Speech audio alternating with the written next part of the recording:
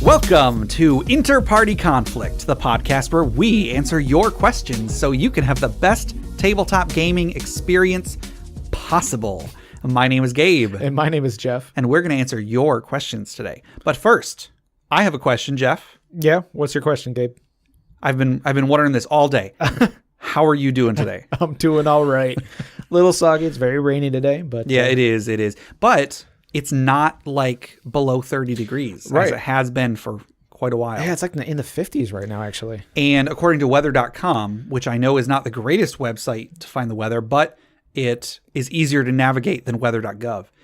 According to weather.com, tomorrow it's supposed to be like in the 60s. Yeah. However, it's supposed to be also rainy tomorrow. Rainy and foggy, and I'm going to be all over the state tomorrow, so we'll see how it goes. Gotcha. Well, if it is not rainy, even just for a moment, I'm going to try to get outside and get some fresh air and stuff. Yeah.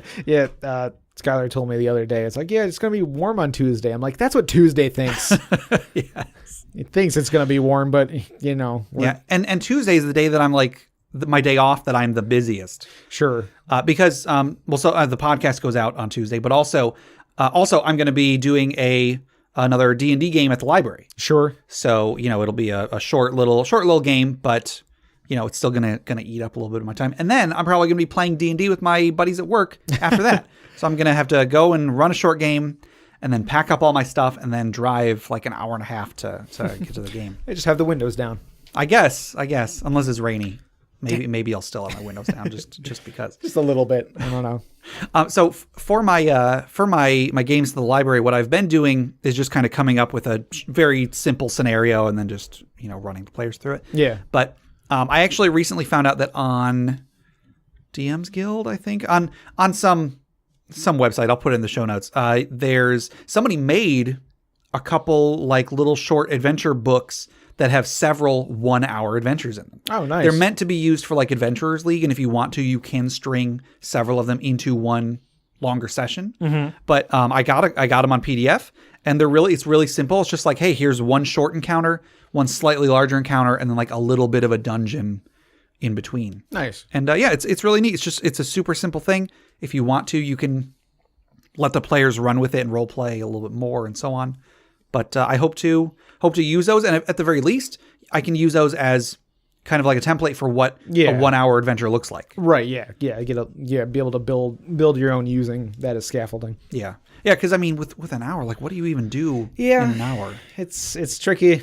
With an hour, you play for 2 hours. Like that's pretty much. That's usually how it goes. When we did our Roll20 thing, like, I feel like we got almost nothing done in that game, and that took us like 4 hours. Right, yeah. Right, because I had to go at the beginning of it, and I came in at the end, and I feel like it was like... It was pretty much right where you left off, more or less. Kind of, yeah. Like, well, it was... I mean, because there's a bit of talking and an introduction in the beginning of that adventure, but then like the meat and potatoes of that adventure is this big dungeon. Is this dungeon, and like when I came back in like a couple hours later, and they were literally like at the front door of the dungeon. Which it sounded like everybody was having a good time, so that's all that's really important, I guess. Yeah. All right, so you want to go ahead and get into the episode? Sure. Cool. Hey Jeff. Yeah. Knock knock. Who's there? The Dragon's Horde. Oh wow. Haven't seen you in a long time. Come on in. So our Dragon's Horde item was submitted by Damien from the Adventurers in Aurelia podcast. Woo. And this item is the Spell Strike Dagger. Ooh. This is a dagger. It requires attunement by a warlock, sorcerer, or arcane trickster rogue. Nice. This ornate dagger has silver runes etched into the side of the blade. The crossguard has small flourishes that give it the vague appearance of a scroll. The pommel at the base of the handle, which looks suitable for a wand instead of a dagger, has a gem placed in it that gives it a dim glow. When you make a weapon attack with this dagger, as a bonus action, you can expend a number of charges to deliver a spell through the blade. The number of charges expended is equal to the level of the spell. And now, the listing for this item doesn't actually mention how many charges it has. Sure. But I will find out and insert it here. It has 4 charges. Okay. Wow, that many, huh? That many, yes. Okay. Using the dagger in this way allows you to ignore somatic components for the spell and counts as a spell focus in regards to material components. A spell cast this way uses the attack from the dagger to deliver the spell, so a spell attack roll is not required. However, if the spell has a saving throw, that still applies. The spell's range becomes touch, and the target is the target of the weapon attack. Cool. Proficiency with a dagger allows you to add your proficiency bonus to the attack roll for any attack you make with it. Nice. Yes. So yeah, this is really cool, and like I think of like, okay, Arcane Trickster, Rogue, you can be sneak attacking and casting a spell. Yes. So like just add more damage onto that. Yeah. I don't know if the class actually worked this way, but do you remember there was a class in, I believe it was a late 3.5 book, The Spell Thief? Spell Thief. Oh, vaguely, yeah. I'll try to find the picture of it and put in the show notes, but it had this really cool picture of this guy with a dagger and he's like stealing it. I don't know. You do something. There's something that you can like take a spell from someone that you hit with an attack and then use it against them or something. That came to mind when I was thinking of this. Neat. I love the description of how this weapon looks because it describes the crossguard as kind of looking like a scroll. Yeah. And then that makes me think of, what if there was a wizard who their spell book was inscribed on their weapon? Right, yeah. I mean, like, I think there's already precedent for like a quarterstaff that has like spells etched into it or something. Yeah. But, it doesn't necessarily have to be a quarterstaff, but I love the idea. Like, what if they had a sword that they had like engraved their spell book onto? Yeah. I think that's really cool. That makes me think about the character I was playing in the Roll21, where she's a wizard, but she's a cook. Oh yeah. So like the spells she had would be through like a cookbook or something like that. But maybe it'd also be like etched in her food or something. Somehow. And then maybe when she casts mage armor on somebody, she hands them like a macaron with the spell like etched into it, and then they eat it, and then they gain the benefit of mage armor. Sure. Yeah, that could work, right? Well, yeah. The other version I have of her, she's a bard, and instead of singing, she gives people treats. Now that's pretty cool. Yeah, she hands out cookies. Good job, you get a cookie. Yeah, she gets like a platter of cookies, like a tray of cookies that she has, and instead of singing to give somebody the inspiration or whatever, she's like, here, have a treat. Well, just remember not to delete cookies. Yeah, but then you'd have to like type in your password again, and I forgot my password. Then you have to hit that I forgot my password button, and they got to get the email, but it's sent to the email that you used to use, and so you have to figure out the password for that email, and it's just a mess. So I think this is a really cool item. I think the idea of casting a spell through a weapon is really cool, and that actually does remind me of like I've seen debates of whether or not it would be balanced in 5th edition to allow a wizard to use a weapon in place of an arcane focus. Sure. I guess by the rules you quote unquote can't, but because like the examples given in the book are like an orb, a staff, or a wand. Yeah. But then it also says like, or something similar. And some people have taken that to mean, just basically any object that you have a connection to, that you can hold in a hand or whatever. But then other people have said, no, it can't be a weapon because then that would like mess with action economy or whatever. But like at the same time, a staff is a weapon, right? Is there a difference between a staff used as an arcane focus or a quarterstaff? Right. And if there is a difference, why is there a difference, and what is that difference? Well, yeah, exactly. I don't know. Like it doesn't seem like a big deal. Like, okay, then the focus isn't the sword itself, it's the sword's handle. I guess. Like if I just wish it were a little bit more clear. Did the developers intend for a spellcaster to have to use up a hand in order to hold their focus and not be able to use that hand for anything else? Right. Could you have like a wand on a rope around your neck? Right. Yeah. Is that what was intended for that sort of thing? Yeah. Is there anywhere in the description of the focus that says you have to be wielding it? It just has to be on your person. I don't think so. I could be wrong, but I don't think that the rules really go too in depth. There might be something in like the spellcasting section or something. Like the best argument I've heard against it, because I think it's fine. I think that like it's purely there for flavor. I can't envision a scenario where someone could break the game by having a weapon also be their focus. Right. The best argument I've heard against it, though, is just that there are classes where they get that as a special ability. Like, I think Eldritch Knight, maybe even Arcane Trickster. I don't recall offhand. But they do get an ability that lets them do that. And then it's like, well, then that makes that ability pointless. Right. But I think it was kind of pointless to begin with. Sure. Yeah, exactly. So, like, you're turning flavor into a class ability at that point, which, like, it is sort of just, it seems like a cheap way to fill out levels, you know? Yeah. When they were trying to get rid of dead levels and classes and stuff like that. Sure. You know, not every level is going to be something great, you know, and it could just be something that is just kind of filler at that point. Yeah. I don't know. Anyway, but so this weapon explicitly can be used as a focus, which I think is pretty cool. Mm-hmm. And I think it's cool. I love weapons that incorporate spells into them. I love like the description of the crossguard that looks like a scroll. Yeah. I love how like the handle kind of looks like it's meant for a wand. I think that's really cool. Mm-hmm. Yeah, it's a really cool weapon. It being able to like hit somebody with a spell and also be like sneak attacking them. As an arcane trickster is just really cool. Like, yeah, because by the rules in 5th edition, you can't sneak attack with spells. Right. You have to be using either. It has to be a weapon. You have to be using either a ranged weapon or a finesse weapon. Sure. In order to sneak attack. So like, I think there might be an arcane trickster thing that specifically lets you do that. Yeah. But I mean, in this case, it's like you're sneak attacking with a dagger. And then also a spell goes off, you know. It's just like a little bonus. I want to say in 3.5. No. I think it was in 3rd edition. It was before 3.5. In the Splat book Tome and Blood. Okay. I think it was. It was talking about like there was. I feel like I remember there being a little section at the end that was like frequently asked questions about casting spells or something. And there was a point where somebody asked like, could you? Maybe I'm remembering this all wrong. Somewhere it said like, could you use an unarmed strike in place of the touch attack for when you cast a spell. Right, yeah. And the ruling at that time was, yes, you could, but it would take a separate action. You had to cast the spell and then make the attack.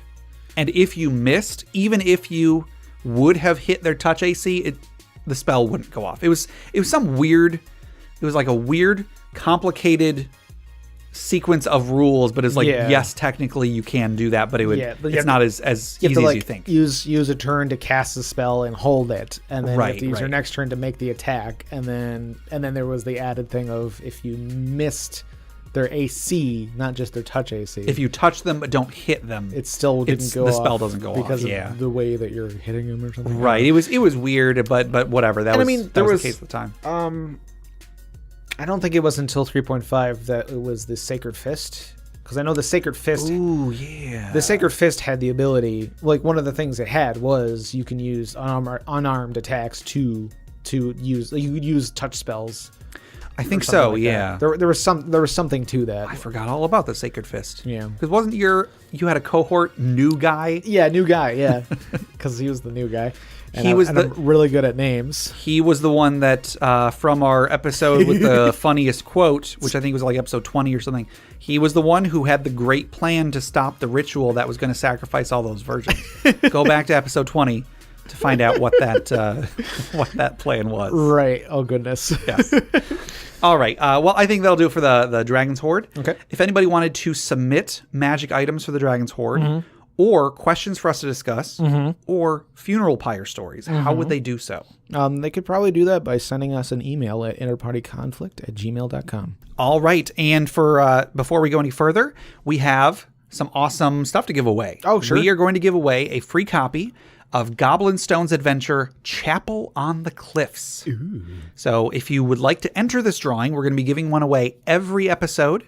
All you have to do, Jeff, is send us an email at InterPartyConflict@gmail.com with the subject line, Chapel on the Cliffs. Yes, that's all you got to do. Yep. The content of the email could be a funny picture, quote, whatever you want. You could leave it blank.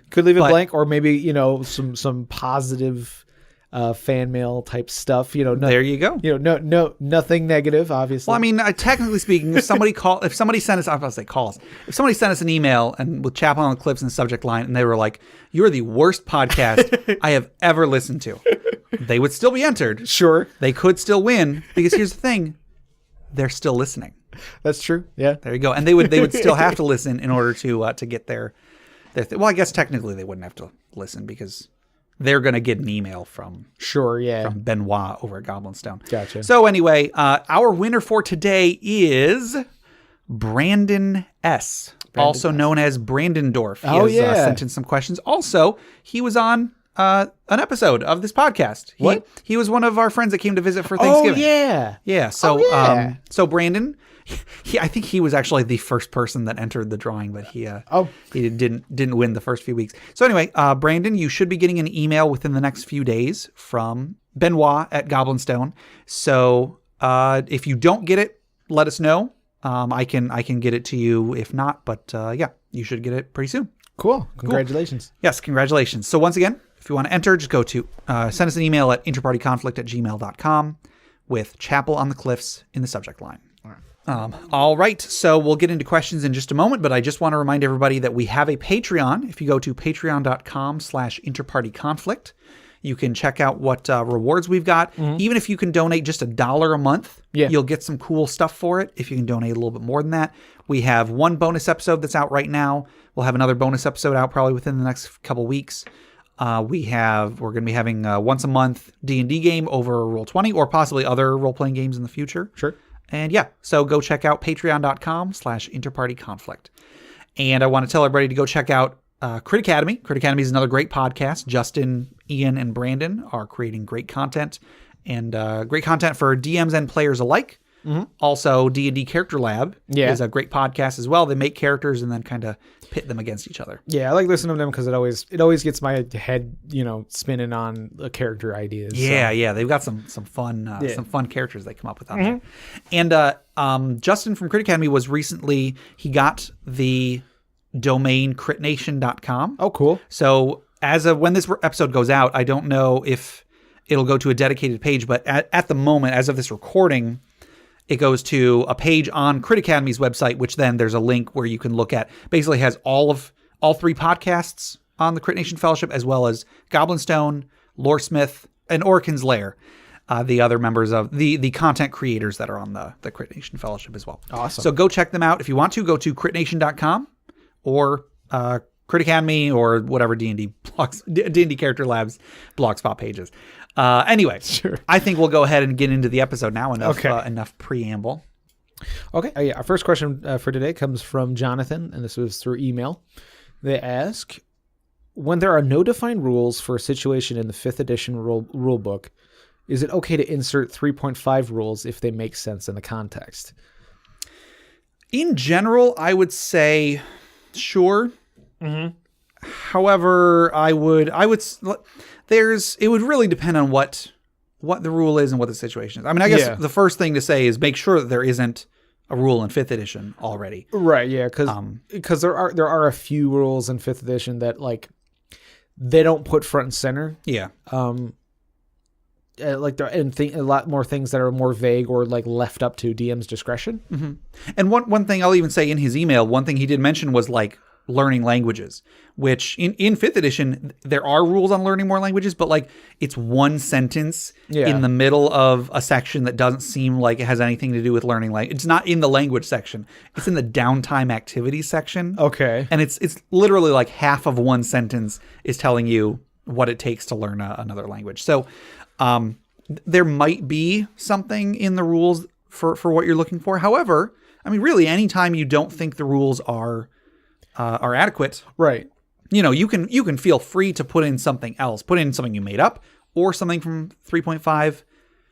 The question is whether it's going to be balanced, whether it's going to possibly lead to issues. Yeah, we've talked many a times on house ruling things, adding rules, changing rules, and it always comes down to, is it going to be balanced?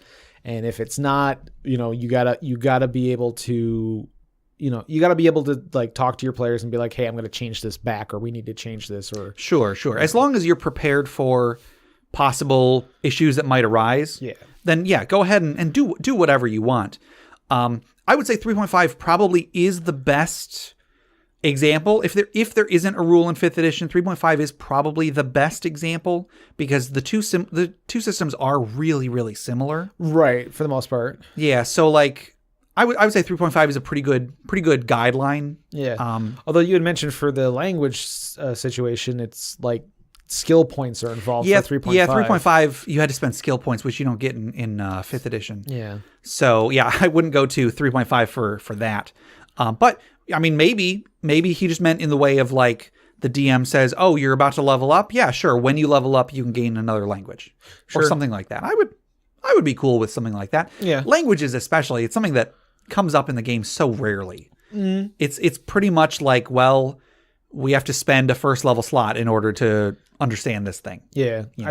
I could even say if it's like a common, because there's two types of languages. There's like exotic and non-exotic. I want to say I'm pretty sure it's divided that way in 5th edition. I think so because like, yeah, I want to say there's like a list you can choose from for like if you get a bonus language through your like background or something like that.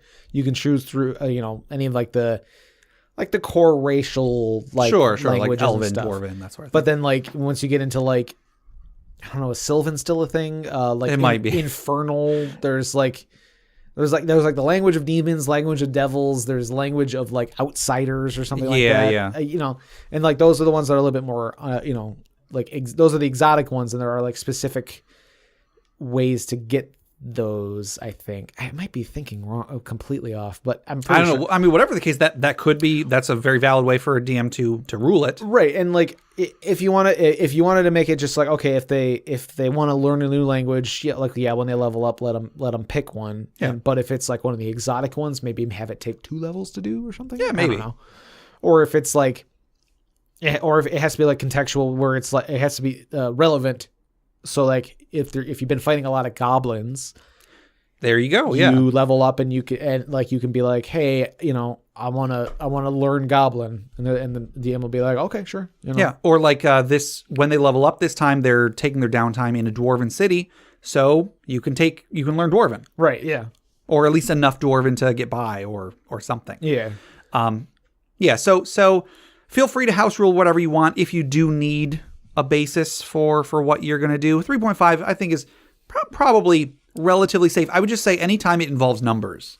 If something involves numbers, 3.5 might not be the best thing. Yeah, good point. Like, let's say there's a monster that you want the players to fight, and it doesn't exist in 5th edition, but it was in like the Monster Manual 3 or something. Yeah.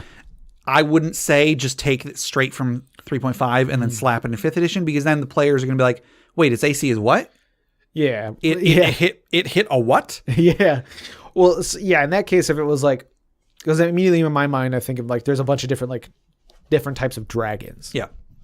So like, there's like a dragon in Monster Manual 2 or 3 that's not in 5th edition rules yet. Maybe you look at the 3.5 dragons, compare that to one of the chromatic ones. Sure. Find the one that's most similar in stats, and then use the stats of that in 5th edition, and then just sort of tweak it. Yeah, maybe like just reflavor, like change its breath weapon to be that of the dragon that doesn't exist. Right. Or something. Yeah. Like give it the different like spell like abilities or whatever that it has. Sure. Just go sort of change it to the flavor that you want, but kind of go off of stats that are already in 5th edition. Yeah. But yeah, in general, because 3.5 just had so many books, and so much freaking content. If there's something you need, I'm sure it exists in 3.5. Yeah, for sure. Yeah, there's all those complete books and the races books and stuff like that. So there's going to be something there that you can at least base your house rule off of. Sure. To make it as balanced as possible. Yeah. All right. Our next question comes from Jack. This was on email as well. They ask, what do you think of the spells Counterspell and Banishment in 5th edition? I am actually not familiar with these spells. Yeah. I can guess. Well, basically the two spells they're fairly powerful. Right. Dispel magic. I'm sorry. Counterspell is really useful because it used to be in 3rd edition and 3.5, it used to be that like if you wanted to counterspell somebody, you either had to ready an action to cast a spell that was of the same school, but at least one level higher, I want to say. Something like that. I never did it, but it was something like that. You had to like spend a spell of the same school or something, then you had to like make a check. And then if you made the check to determine what spell they were casting, then you could do it. Right, yeah. And then it just canceled it out. In 5th edition, Counterspell is its own spell. It's not, you don't have to do another spell. You could also, in 3.5, you could counterspell anything with Dispel Magic, but then you had to make a check in order to make it work. In 5th edition, Counterspell is its own spell, and it is a reaction, so you don't have to ready an action. You just, if someone is about to cast a spell and you have Counterspell prepared, or it's one of your known spells and you have a spell slot for it, you just say, I'm going to cast Counterspell. And then if the spell that is being cast is 3rd level or lower, this is basically the same level as Counterspell. Yeah. If their spell is 3rd level or lower, you spend your slot and their spell just doesn't happen. It gets wasted. If they're casting a higher level spell, you do have to make a check in order to do it. If you fail, their spell goes on. Their spell continues. And then you can spend a higher level slot for Counterspell in order to give it that automatic cancellation. So like in theory, you could use a 9th level spell to cast Counterspell and cancel any spell that's being cast. So it's a very good spell. Yeah. However, it can really muck things up because of how good it is. If you're the DM and like your encounter is based around one enemy casting this really important spell that's going to shape the battlefield or whatever. Yeah, right. Counterspell can ruin that in an instant. Sure. Now, so that's I would say that's working as intended. The best response I can give to this situation is if your encounter is based around one particular spell being cast. Right. And if your encounter is ruined by that thing not happening. Here it comes. It probably wasn't a very good encounter to begin with. Oh, snap. That doesn't mean you shouldn't do it. I mean, that's like, that is definitely a thing that people do a lot. And it's not bad to do that. Yeah. But if it can be foiled by one thing not happening as planned, you should know that when going in. You should know this has a big glaring weakness. So if that weakness gets exploited, this encounter isn't going to be very exciting. Well, in that case, you just give that caster a plot slot. There you go. So now, which, is that's sort of a cheap thing, but it might not. I don't think the players will. So you're saying like have the NPC be able to cast that spell twice instead of once, right? Yeah, basically, it's like okay, like it's they stalled it, so maybe they'll have more time to do more damage or something like that. So like it's still thwarted him a bit, but not. It didn't stop the cool thing that you wanted to happen from happening. Yeah, and I mean, I would say resist the urge to shut down a clever idea from your players. Right. If your players do something that genuinely surprises you, that should be rewarded. Yeah, for sure. I mean, that's not so easy to do when you're the DM and you're like, you've got this really cool thing planned, and then somebody just says, no, it doesn't happen. Right. Well, because this is something in Magic the Gathering. I hated Counterspell. There's just a card called Counterspell, and it's just a card. You cast it. It's basically you can cast it on somebody else's turn, and it just says, nope, you don't do the thing that you wanted to do. Okay. It's like I'm gonna play this card, and then they just go, no, you're not. It's the most anticlimactic thing. Yeah. Because it's not like it's not because like you have this like cool awesome card, and then they're gonna be like, you know what? No, that is too awesome. Just no. Yeah. It's very just like I don't know. I never liked playing those like I don't never like playing those cards because it was like, okay, you wanted this cool thing to happen, and I just made it so it didn't happen. Sure. Whereas I'd be perfectly fine with playing cards that once that's on the table, I'm gonna destroy it on my next turn or use some other combination of cards. Right.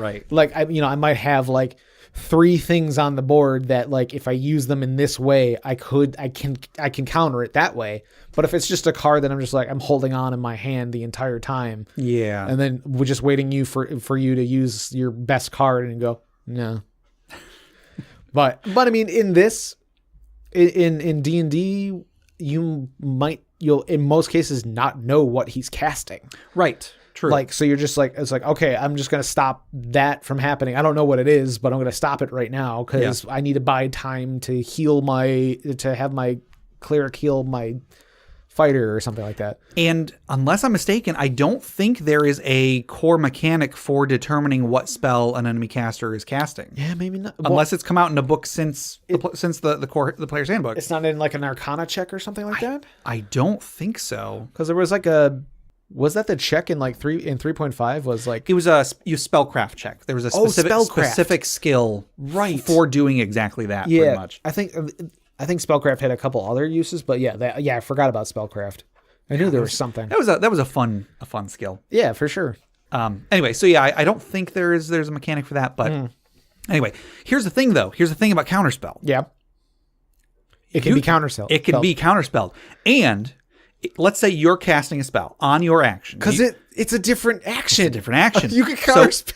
Yes, and this has the sage advice has clarified this. Like, that is true. If you're spending your action to cast Fireball, for example, and then the enemy caster says, nope, I'm casting Counterspell, and you have Counterspell prepared, you can say, oh, okay, I'm going to Counterspell your Counterspell. Well, there you go. And then your Fireball goes off, and there's nothing they can do. Right, because they've used their reaction. Exactly. Like, they can't cast it again. Yeah. They can't counter your counter to their counter. Exactly. Like...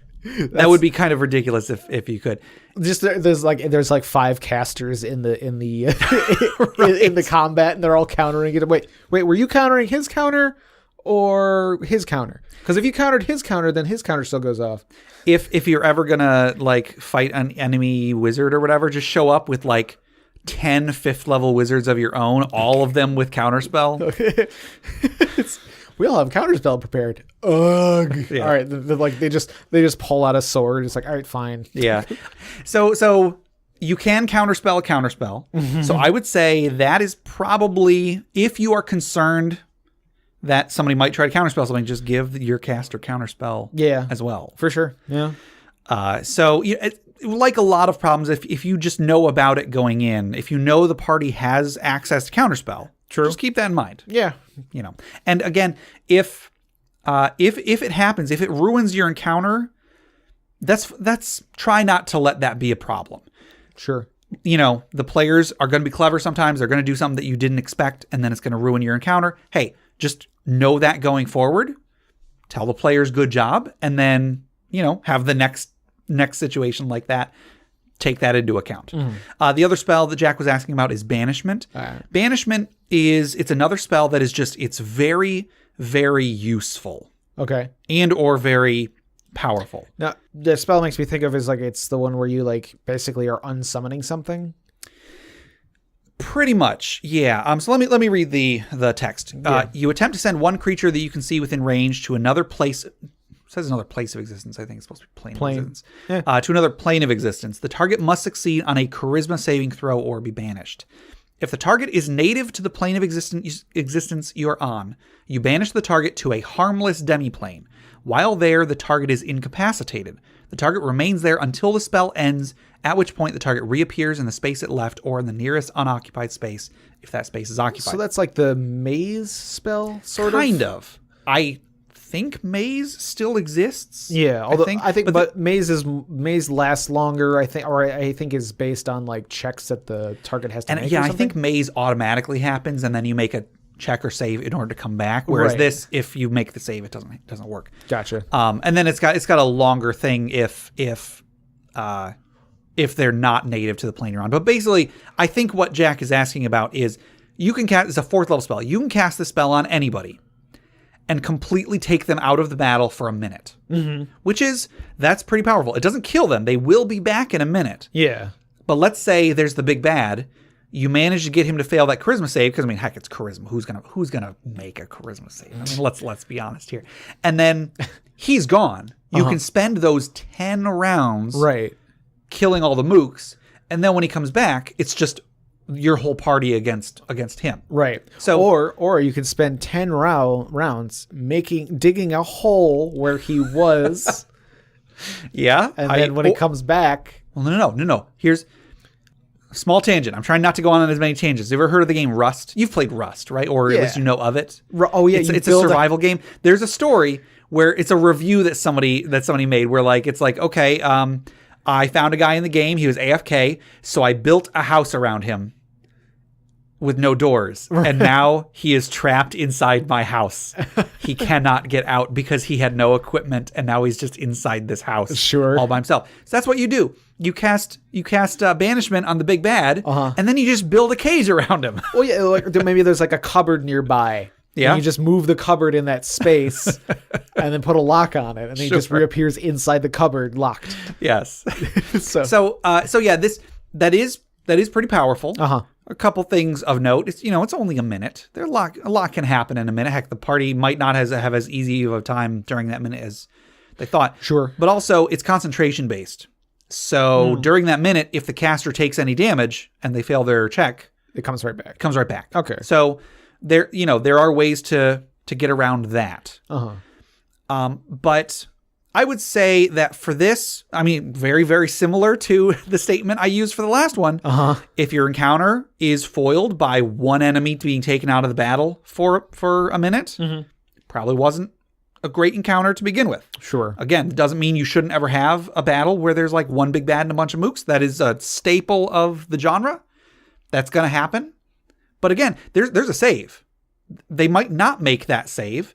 It's no different than like if you cast, I guess, an instant kill. I mean, there aren't really very many instant kill spells in this. Right. But like there's a lot of spells, even around that level, that if you fail a save, you're basically taken out of the battle for a while. A hold person stun, something exactly. like that. Yeah. I mean, I know with hold person, you get the save every round or whatever, but like, it's not completely you can't do it at will. You can't, there is a save. There is a chance of failure. It is a pretty powerful option. Yeah. How would I feel if it got used on my big bad? I probably wouldn't feel too great about it. I would probably be, cursing the player. But hey, that's why you put in a caster that can cast Counterspell at 4th level. Yeah. So yeah, I mean, it is definitely a powerful option. But I personally think that the best way to deal with it is just to plan your encounters to be more dynamic than that. Plan them to be a little bit more encompassing than just having like one powerful enemy. Yeah. And heck, again, if the players manage to pull it off, good for them. Yeah. Good for them. And then next encounter, you have 2 big bads. Sure. I mean, like, and it's also like, that's an interesting situation where you have a minute. What are you going to do? Yeah. Like, what are you going to do in that minute? Like, yes, that's very powerful that you can do that, but what are you going to do with that time? Grab the treasure and run. I mean, exactly. Like, well, does concentration, do you need to have like a line of sight? And in which case they're not there. So what would they have line of sight on? Yeah, exactly. Right. So no, I don't think you need to. So yeah, like, it's just a way to escape, which, I mean, what adventuring party runs away? Yeah. Like they don't. Point. So like that's the most powerful use of that, I feel, is you take the treasure, you save the princess and run. Like, yeah.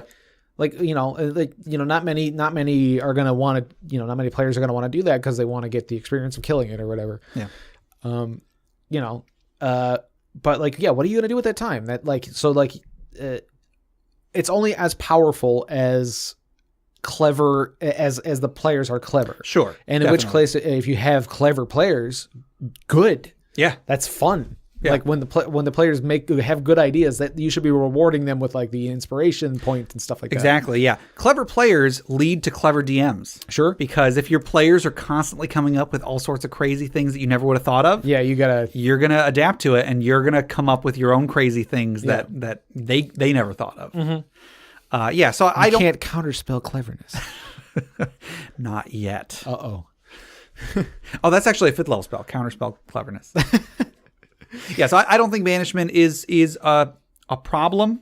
Yeah, it's powerful for the level. It is powerful for the level, but here's an idea. Like, I don't know what sort of a situation would provoke this, but like, what if somebody cast banishment on an ally to get them out of the battle for a little while? Like if they're injured or something like that, and the enemy's about to kill them. Can you automatically fail a saving throw? Any saving throw?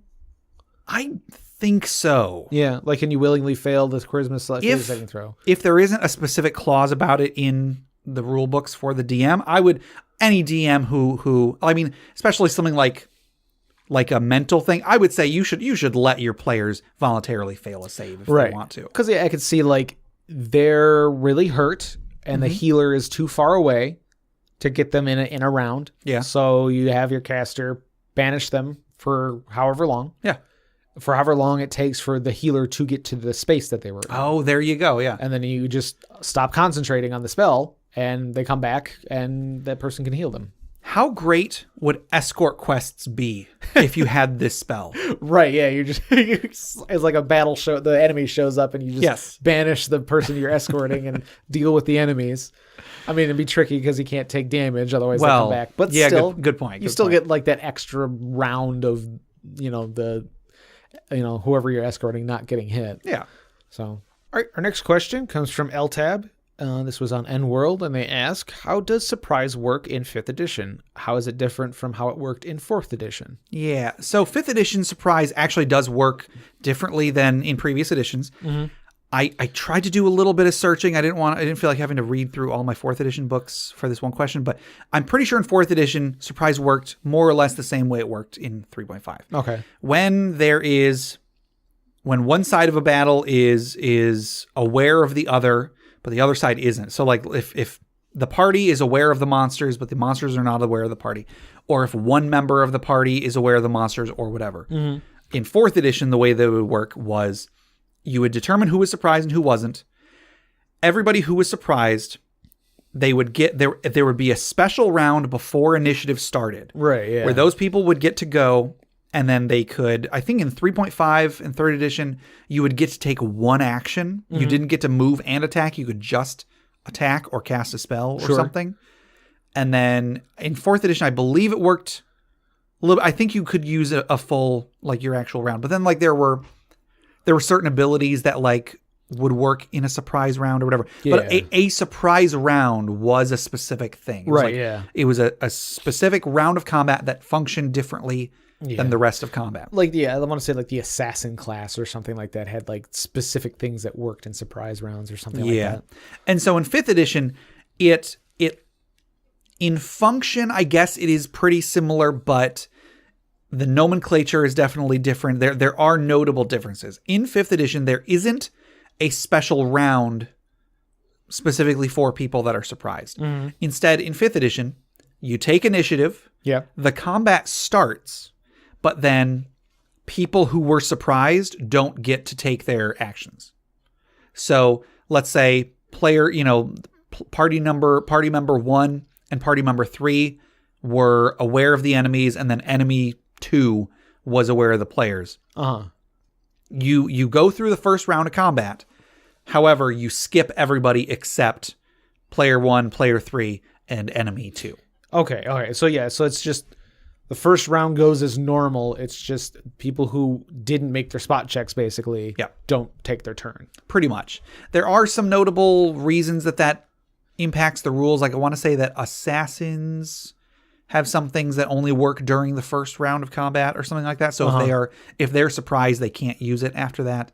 So, in practice, I guess it's pretty similar, but it is important to note there isn't a quote unquote surprise round. Sure. I know a lot of people, myself included, sometimes use the phrase surprise round to refer to the first round of combat, but I've seen plenty of discussions on like the 5th edition Facebook group where someone is like, so I'm trying to do this in the surprise round. And then you got like 5 people that are like, oh, there is no surprise round.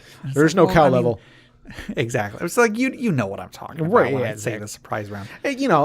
When you use terms from older things to describe newer things, like people know what you're talking about. Yeah. Like, All right. Our next question comes from J. Vockler or Jvokler. JV Ockler. JV Ockler. Sorry. This was on Reddit. What kind of changes would you think we would see in a 6th edition? I'm still learning 5th edition. Yeah, I know. I mean, I believe whenever there is an inevitable 6th edition, it's probably still going to be a ways away. Yeah. I'm really torn because I liked how 5th edition, I like how 4th edition deviated quite a bit from the formula. Okay. A lot of people didn't. I think that a lot of the specific changes that they made, people didn't like. I wish that they would try again. I wish they would try doing something that is very different but try it in a different direction. Yes. If I feel like it won't be a popular idea, but which, I mean, nothing is a popular idea in something like this. So like every even numbered edition is something crazy different, and every odd one is back to basics. Yeah. And I don't know why this makes me think of this specifically, but farming simulator. Okay. Farming simulator. They have like they come up with, they make a new one every year. Yeah. But the last few, I want to say it's like 2013, like Farming Simulator 13 was on computer. 14 was on like mobile devices. What? Or something. Maybe I'm thinking completely wrong. And then 15 was on computer again, and then 16 was on mobile devices, and then maybe I'm thinking wrong. I feel like they altered, like each new version alternated like a different console or something like that. Interesting. But in any way, it's like, it would be interesting to see if they did do like every other edition was more like, wasn't exactly the same as like, as D&D usually is. Like they kind of do something a little bit different. Yeah. But yeah, as far as what I want to see, I like in 6th edition, I don't like, I'm still waiting for them to, I mean, because we expect them to come out with way more books for 5th edition. That's what I'm waiting to see. Yeah. I want my Warforged. I got the turtle. Yeah. I'm very happy about that. I was actually completely unexpected. I never assumed they would ever like officially release a turtle race. Yeah. I just had an idea, Jeff. I feel like we had to have mentioned this before, but I don't think we did. What if a Warforged and a turtle were in a transporter accident and you got to play a war turtle? A war turtle. War turtle used splash. It's super effective. Wait, well, splash doesn't do anything. Yeah. Never mind. Anyway, this is just a thought I had. Gabe News joke. It wasn't very effective. Jeff is immune. But yeah, like there are so many more things I want to see in 5th edition, because I really do like 5th edition so far, but there's so many more things I want to see them do with 5th edition before I start thinking about 6th edition. Yeah. I don't know. Like there's always things that can be improved. Like most of what I can think of is just more content. Yeah. But that is only ever going to happen in supplemental stuff. Yeah, that's only going to happen in the later years of an edition. Like whenever 6th edition comes out, I guarantee you it's going to have less content than we have right now for 5th edition. It's The Sims. Yeah. The Sims are like, every time they make a new, like the Sim, there's four versions of The Sims, but every time there's a new version, they gut it. Yeah. And then release in expansions because it makes money. Right. Like that's their cash cow. Like, yeah, and you can't really blame them for doing that. Right. That is how they operate as a business. Yeah, like to the point where like major mechanics of the game are completely gutted from the new version, and you're like, wait, what? You kind of went backwards there. Yeah. It's because they either didn't feel like putting the effort in or wanted to give it to you later, Right. Here's an idea I just had. I don't think this is necessarily what they're going to do, but I think this would be a really neat idea for them. And it's kind of an extension of what they sounded like they were trying to do with 5th edition. So when 5th edition started the playtest, when it was D&D Next, they made a big deal about how they wanted people to be able to have a different type of experience depending on whether they wanted like an older D&D experience or a newer D&D experience. So in theory, they wanted people to be able to use the same rule book and either play a 1st edition game where you had very, very limited rules, limited classes, limited abilities, or if people wanted to play a game that was more like 4th edition, they wanted there to be enough granularity in what level of stuff you could allow or disallow in order to let people do that. Yeah. That's a neat concept. I don't think 5th edition really does that super great in the finished product, because I think that, yes, there are a lot of optional rules, but even without all of the optional rules, it's still pretty much the same game. Here's what I think would be really cool. If for 6th edition, they essentially released 2 rule sets that were similar enough to both feel like D&D, but one was incredibly abstract, meaning like maybe even they could take stuff from other role-playing systems, like they could have like the idea of mixed successes. It could be more narration-based rather than mechanics-based. Combat could be not even like nowhere near as granular as it is now. Like it might just be like, oh, you roll a d20. If you got like a 12, then that means that you win the encounter, but you take some damage. You know, they could do something to have one rule set that is much more abstract, much more narration focused. Maybe even here's a crazy idea. Maybe even have that version of the rules not need a DM. Have it be you could play it as a DM-less game if you wanted to. Just group storytelling, basically. Kind of, yeah. So have a much more abstracted version, and then have a much less abstracted version that is all the rules you're used to, all the rules you expect, maybe even some more rules about called shots, rules about all sorts of stuff. And then maybe have like some guidelines on how you could combine the two if you wanted to. Sure. If you're including this rule from the abstract version, you include these rules from the more mechanical version. Yeah.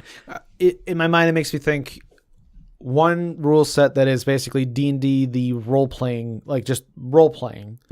Like, so just like a rule, like rules for role-playing. Yeah. And then another set of rules that are like D&D, the miniature game, basically. There you go. So I mean, like, and then heck, they can, you know, I mean, because there's D&D miniatures, and like they're like that's his own game. I don't know if it's still around and it's popular at all. I don't think it's still got, like, they still sell D&D miniatures, I think. Yeah, I think that's mainly just for people to use them when they play. I don't know. I don't know. Yeah, I don't know if they're still doing miniatures, because I remember in like somewhere between 3.5 and 4th edition, they got big on the miniatures. Yeah. But I feel like that's not still a thing. I don't know, but like maybe like, so like you could have one side of the game that's miniatures and it's just all about the grid battles and stuff like that. And the other side is all about just like storytelling and role playing. And then you could play them together, because that's basically what D&D is. It's a miniature game with role playing elements. And unless you don't use the miniature stuff. Sure. And like I talked a few weeks ago about how if you were to look at the rule book and you knew nothing about D&D, it would be very easy to think that D&D is purely combat because of like 95% of the rules being combat rules. Yeah. How crazy would it be if there was an official core rule book where half of the book was rules about role-playing and not combat. Right. So the inspiration that I had for thinking about this was the Nintendo Switch. With, Nintendo for a long time, they've been having portable systems, they've been having console systems, and then the Nintendo Switch is very much a mixture of the two. It is one thing that can serve either purpose just as well as a dedicated system could serve. Like, it is just as good, in my opinion, just as good of a portable as any of the other Nintendo portables, but it is also just as good of a home console as any of the other Nintendo home consoles. Right, yeah. I would love if D&D could do something similar where they were, I guess it's similar in concept, but actually not very similar in practice, because they would be taking one game and kind of splitting it into 2 games, but 2 games where it's, here's how you can use as much of this half of the game or as much of this half of the game as you like. I would love for there to be a section all about how to role play in the player's handbook. Yeah. And here's how you can run a game that is story-based. Here's how you can make a character that is story-based. Right, yeah. Rather than mechanics-based. I think that's a really cool concept. I would love if Wizards did something like this. Yeah, if they for 6th edition, having more time spent on the role-playing side of D&D rather than the combat side. Yeah. It's just the combat side's where the content is, and that's where true. the books come in, and but I mean, like, still have that, obviously. And in fact, we're talking about splitting it up into 2 books. Like, I guess you're basically going to sell the same amount of books except for one extra one that talks about role playing. Right. So you're just adding a book to the number of books you're going to publish. Yeah. I just think with 4th edition, they deviated so much from the norm, from the formula, that I feel like it feels like it's within the realm of possibility that they might be willing to make such a big change again. I just wish they would take it in a different direction. Yeah, sure. Now, will they do this? No, of course not. Of course not. They're Wizards of the Coast. They're going to keep coming out with combat related stuff, and that's not a problem. That's what D&D is. Yeah, it started as a war game. It's that I don't mean them any ill will. I'm just saying like that if they wanted to like create a new image for themselves that would get in more of the people that are anti D&D, because there are a lot of people that are anti D&D. I think that's the way to do it. Sure. Make it so that there is a core rule book that you can play easily without combat or without a DM or something like that. I think that would be a really cool direction to take it. Sure. And even if they did, who knows if it would be a success? Probably not. Let's be honest here, probably not. But that would be a step in a good direction, in my opinion. Sure. All right, I think I'll do it for the questions for today. So Jeff, I want you to reach back there. I have a pile of logs. Oh, okay. If you could just grab one of those, I'll put in a sound effect of some logs clanking or something. Sure. Grab one of those logs. And let's toss it over there. And you see in the corner, I have that big bonfire. Oh wow! There's a body in there. Oh, actually, I probably should have mentioned that. That's a huge fire hazard and health code violations. Shh. Okay, I'll just. Let's just toss that log onto the funeral pyre.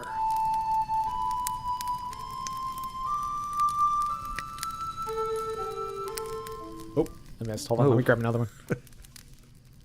There we go. Clunk. All right. Our story for today was submitted by Justin from Crit Academy. He actually submitted this several weeks ago, and I put it in the wrong folder, and so I kind of forgot about it. So sorry, Justin. This character is Kaladin Stormblessed. I hope I am pronouncing that right. It is spelled like Paladin, but with a K, so I'm pronouncing it like Paladin with a K. Sure.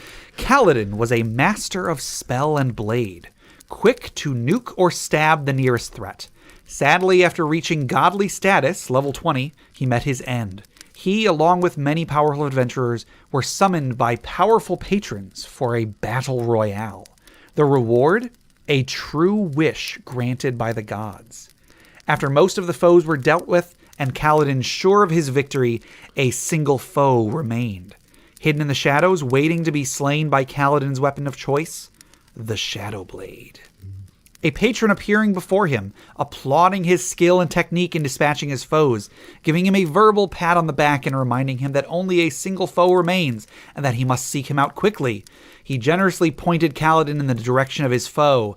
As Kaladin turned to take flight to conquer the last challenge, his mystical armor shattered under the barrage of blows from blades to his back.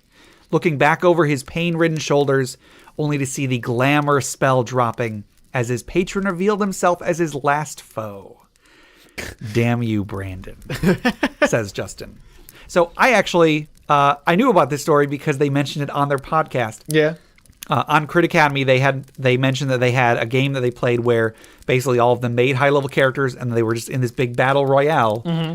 Brandon's character cast an illusion on, I think he was like invisible for most of the fight, cast an illusion on himself to appear as Kaladin's patron, and then was like, "Oh, hey, good job! Yeah, your last foe's over there," and then stabbed him in the back. No. I mean that's pretty clever, right? That's how you do it, right? At 20th level, when everybody's really powerful, like you have to deal with things that way, because yes. Yeah. So we will raise a glass in honor of Kaladin, the backstabbed spellslinger. Sure. Clink.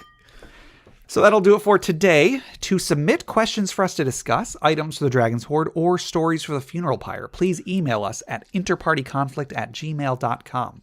For show notes, a running list of questions asked, and important links, go to interpartyconflict.com. Find us on Facebook, facebook.com/interpartyconflict, or our subreddit at reddit.com/r/interpartyconflict, where I post weekly discussion questions for you. We're also on Twitter at InPartyConflict.